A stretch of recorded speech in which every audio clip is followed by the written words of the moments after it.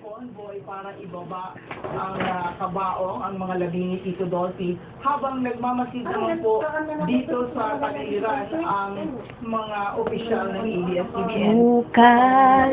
Ni Ginoong Eugenio Gabi Lopez. Inaasahan po na pagkababang pagkababay direksyon na ito sa tinagurian nating Dolphy Theater. Dito po sa ABS-CBN, isa sa mga Ilan ang ikinamatay ni Dolphy? dito na dati Anong sakit? noong panahon ng pagbubukas ng ABS-CBN noong 1986 at Oy, bakit namatay pa rin? into a theater kung saan meron pong mga live shows at kung saan ginagawa May tae.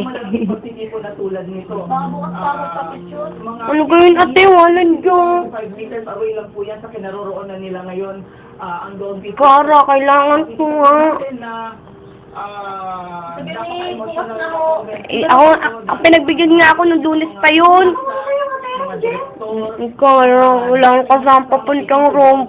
Sa ABS-CBN Entertainment, sa Star Cinema, maging sa ABS-CBN News, ay isa-isa pong yumayakap sa mga kaanak ni Tito Dolphy. Hindi pa Si Joe Hilario? talagang Naiyak yung yung reporter? pamilya dahil Inay? namatay. Naiyak yung reporter? Pero naging busy nga po sa paghahanda para po sa gaganaping memorial service at tribute dito po sa ABS-CBN ngayon. Ipapaalala lamang po natin na pwede po pumunta ang publiko dito sa ABS-CBN para magbigay galang, para makita ang mga labi ni Tito Dolphy. Simula po ito mamayang alas 9 ng gabi hanggang alas 2 ng madaling araw. Subalit ngayon pa lamang po, mahaba na ang pila dito po sa palibot ng ABS-CBN dahil nga po sa dami ng mga fans na gustong makita rin sa huling pagkakataon ang nalabi ng kanilang idolo at idolo po ng lahat ng mga na-inspire ng komedya na ibinigay ni Tito Dolphy. Nakalinya na po at naghihintay na ang ABS-CBN Executive Committee sa pangunguna ni Ginoong Gabi Lopez, si Ms. Cory Vidanes, at si Ms. Jing Reyes para po salubungin ang pagbababa ng mga labi ni Tito Dolphy. Si Tito Dolphy po ay napaka haba ng kanyang history at kasaysayan dito sa ABS-CBN.